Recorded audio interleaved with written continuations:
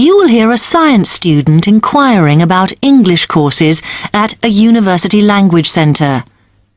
You now have 30 seconds to read questions 1 to 7.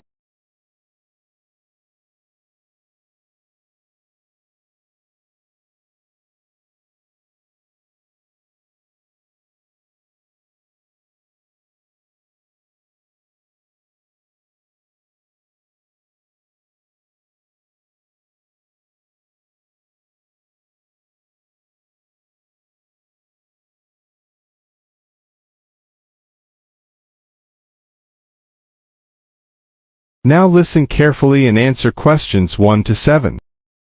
Hi, I've come to ask about the English courses you run for international students. Oh, right. I assume you're a student at the university. Yes, I've just started. Okay. Well, we've got a range of courses. It depends what you think you need and how much. We can't run everything at the same time, though. So, for example, in this first term, we are just doing a writing course. I see. That sounds quite useful. What else is there? Some of the courses only run for single terms, and we tend to focus on what students have difficulty with. That means we don't usually do speaking courses, but next term you can do listening. That'll help you with lectures and things. Our provision is all based on what the majority of our international students need. So, is everything term-based? There's nothing that you run all year? Well, let's have a look. Yes, there is a class for vocabulary and grammar every term. That's for everybody, but it's split into 3 or 4 levels. And what about in the holidays? We don't do anything during the winter or spring break. But over the summer, there's just general classes because that's what most students want. A bit of everything. Okay, quite a variety then. I'll have a think about what I really need because I haven't got much time. Do you have about 20 students in each class, the same as our science seminars? We try to keep it at about 12 and certainly not more than 15. It's important for language classes. They're very different from your normal courses. Right. And how much are the classes? The rate varies depending on how many hours you attend, but you shouldn't have to pay. Usually, the department will fund you and even sort out which classes you need. Brilliant. It would be quite useful for me to have a certificate to take back to my country.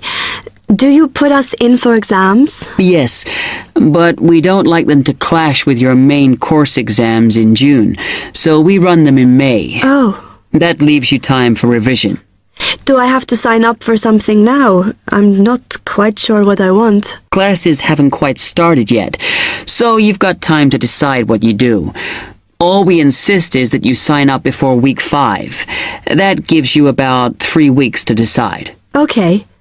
You now have Have some time to look. seconds to read questions 8 to 10.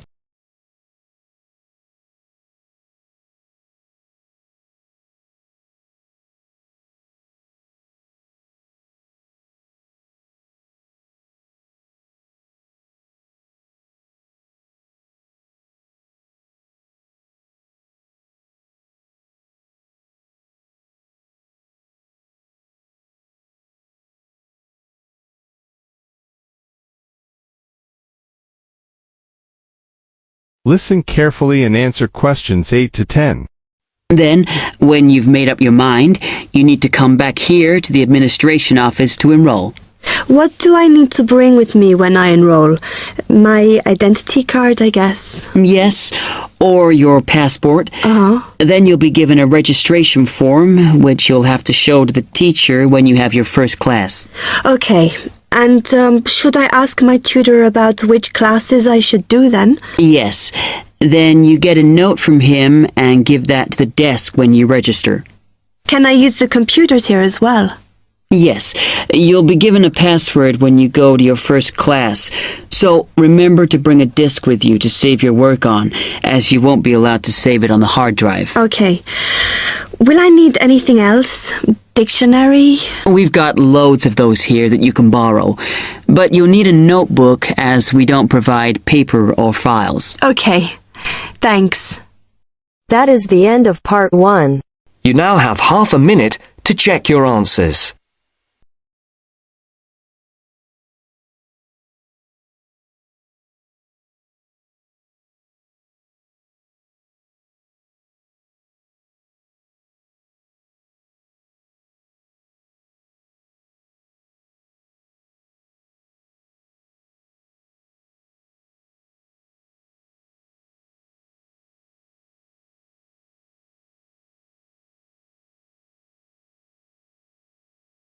Now turns to part 2. Part 2. You are going to hear a lecture given by a counselor. First, you have some time to look at questions 11 to 15.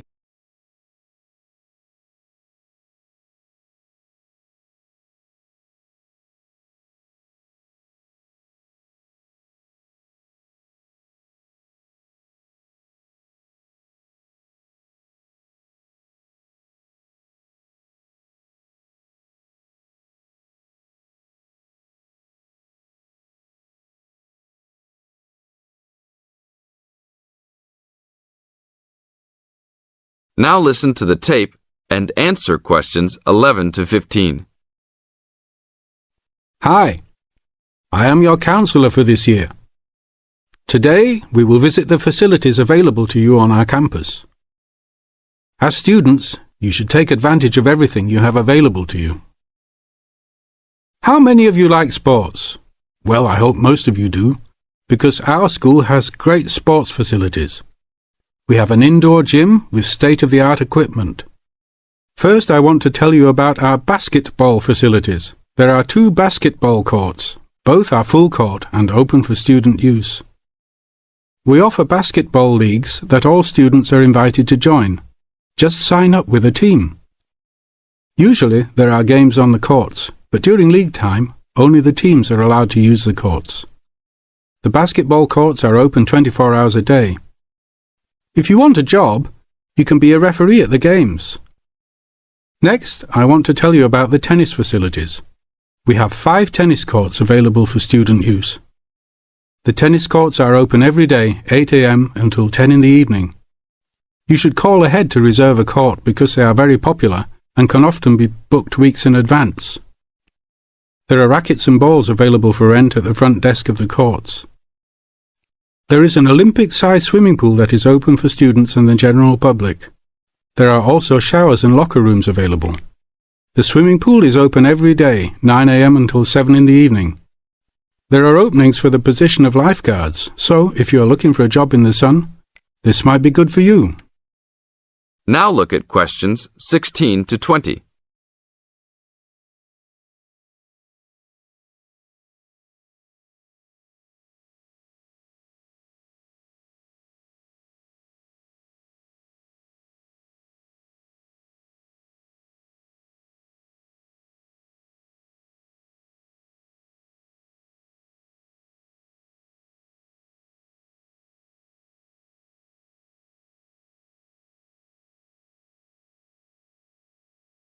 Now listen to the tape and answer questions 16 to 20.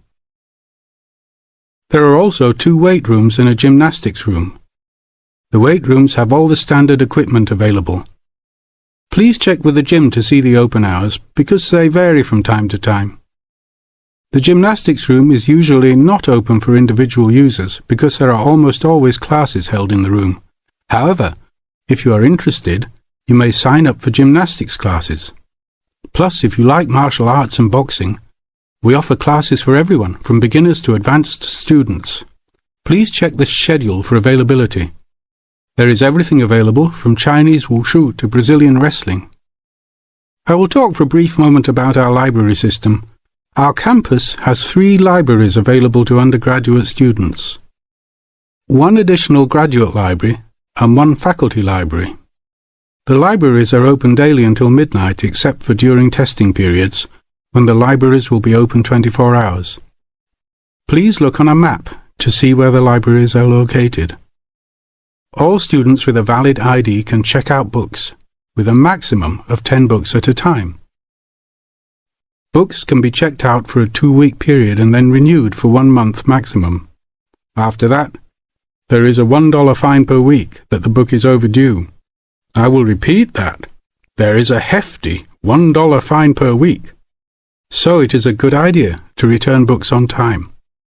If you lose a book, then you will have to repay the library for it, plus a fine. If you damage a book, most likely you will have to repay the value of the book. So please, enjoy the library facilities, but take care of the school's belongings. The library is also equipped with 200 computers for student use. They are all internet ready and available for use. You must sign up at the library for 1-hour time slots. You may sign up for up to 3 consecutive slots at a time. No one can use the computers without first signing in at the library. That is it for now. Thank you for your attention. That is the end of part 2. You now have half a minute to check your answers.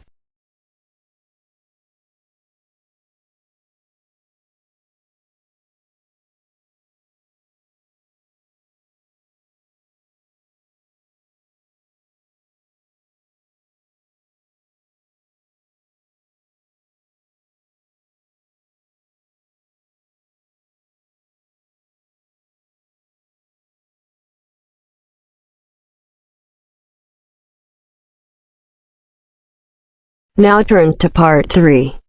Part 3. Hear a conversation between Mrs. Lamb, a member of the staff in a large hospital, and Andrew, who is a student in the nursing school.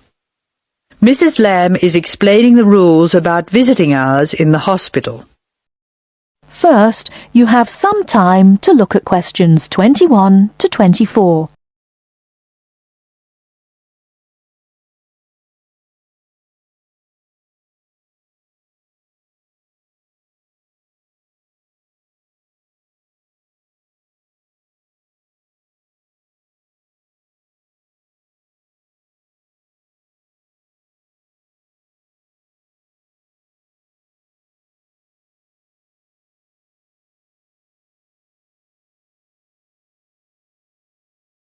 Now, listen carefully and answer questions 21 to 24.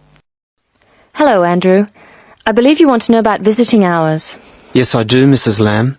I have to fill this form out, and I'd like to have some idea why the different parts of the hospital have different times for visiting. I see. Well, let's start with an obvious one.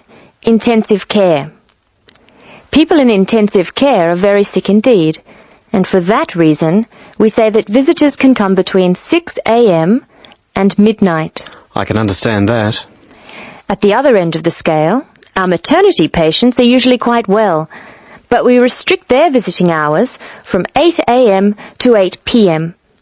We find they get very tired if we permit visitors all the time. I see. What about the surgical wards? The doctors prefer to do their rounds early in surgical, so visiting hours are 9 a.m. to 9 p.m. Surgical patients are often on very heavy painkillers, and they aren't really very good company for their visitors.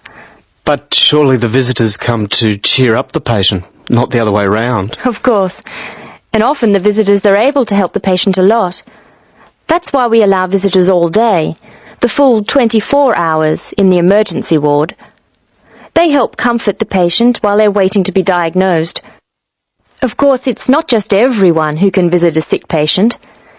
People in intensive care can only be visited by their immediate family. What's more, we only allow 2 people in at any time. We let children of the immediate family in to visit people in intensive care, but we don't like to do it. It's very hard on the children, and it may distress the patient. However, if the patient asks for the child, and the family agrees, that's okay. What about children in maternity? Of course we let them in. They're very pleased to see their mothers. The rule in maternity is everyone may visit, up to 6 people at a time. The maternity ward is quite sociable after all. The surgical ward must be different. It is indeed. We don't allow children in the surgical ward because of the danger of infection. And as you know, we restrict the hours. There are a lot of procedures which must be carried out on surgical patients, and we only let 2 visitors come in at a time. And in emergency, people are allowed to visit all the time? Oh yes, we rely on patients' relatives to be there for them, and we permit everyone to visit the emergency department at all hours. However, we restrict it to 3 visitors for each patient. Otherwise, the room just gets totally crowded. Before you hear the rest of the talk, you have some time to look at questions 25 to 30.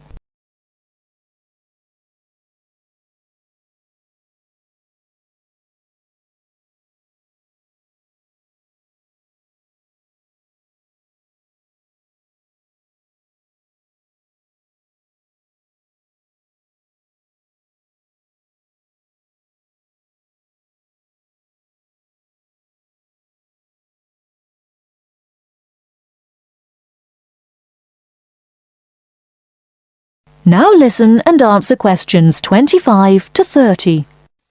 Now I have your schedule for the next week's observation sessions. Are you ready? Yes. Where do I start? On Monday, you'll be in male surgical in the morning and in female surgical in the afternoon. You'll be following Dr. Shea on her rounds. Thank you. And on Tuesday? On Tuesday, you'll be with Dr. Thomas in the morning and Dr. Robertson in the afternoon. No, that can't be right. You're with Dr. Thomas in the afternoon and Dr. Robertson in the morning. Do I ever get to see Dr. Kim? Yes, you'll be with Dr. Kim on Thursday and Friday. She'll take you through the children's ward and through our new teenage ward for 12 to 15-year-olds. Great. I've read a lot about that new ward. Will I see the schoolroom? Maybe another time. And what will I do on Wednesday?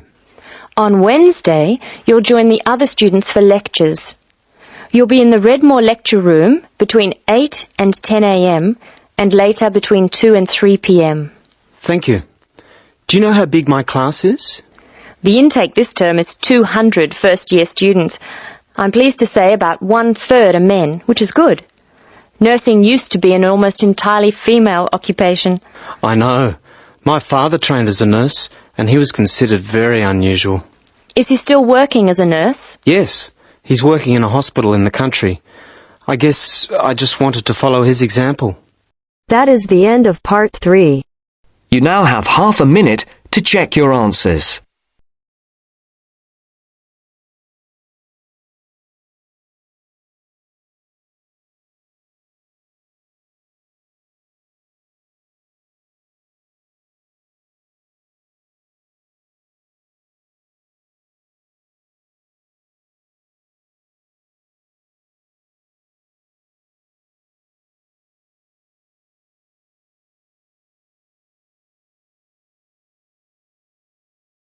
Now turns to part 4. Part 4. You're going to hear a lecture on some useful information for your travelling around Britain. Listen to the first part of the lecture and complete the notes below. First, you have some time to look at questions 31 to 40.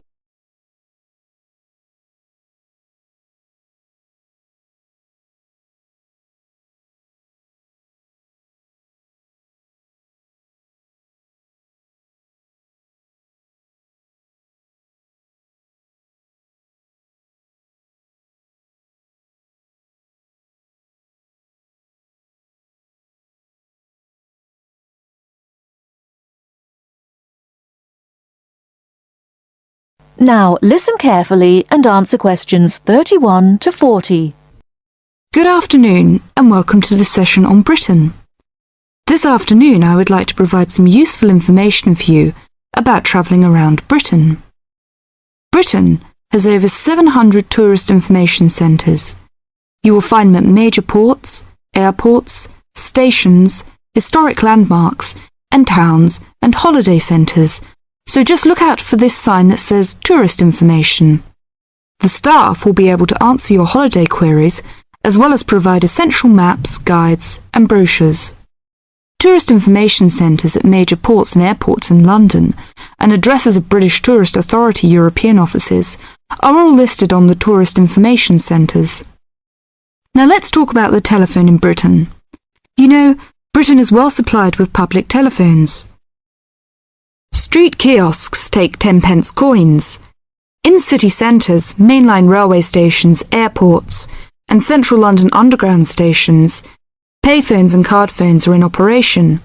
For the latter, small plastic phone cards are used, and these come in 10, 20, 40, 100, and 200 units, and can be bought at post offices, news kiosks, station bars and shops where the green and white card phone sign is displayed. When using the different public telephone systems, make sure you read the dialing instructions carefully. Now, let's see the banks in Britain. There are 24-hour banks at London's two main airports. One is Heathrow and the other is Gatwick. Otherwise, banks are normally open from 9:30 to 15:30 hours, Monday to Friday. Barclays Bank and National Westminster Bank offer a Saturday morning service at some of their branches. National Jaro Bank has 42 bureaux de change located in post offices throughout the country, in main tourist areas. Opening hours are 9 o'clock to 17:30, weekdays, 9 o'clock to 12:30, Saturday mornings. One exception to this is the Trafalgar Square office, whose opening hours are 8 o'clock to 20 o'clock, weekdays and Saturdays, and 10 o'clock to 17 o'clock on Sundays. The Bureau de Change services are available to overseas visitors. Visitors can change their money there. You can also change money at Bureau de Change, large hotels, department stores, and travel agents. Be sure to check in advance the rate of exchange and the commission charged, as these vary considerably. Wherever possible, you are advised to use a bank or Bureau de Change, which conforms to the BTA Code of Conduct. In most cases, this is indicated by display of the code. That is the end of part 4. You now have half a minute to check your answers.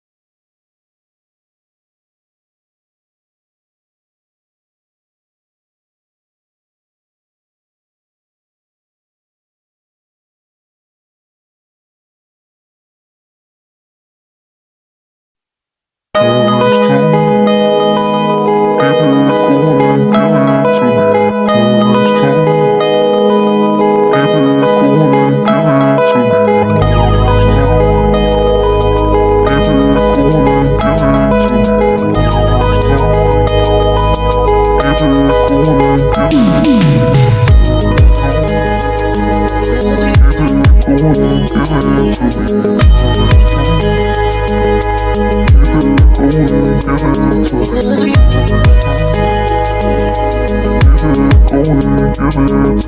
me.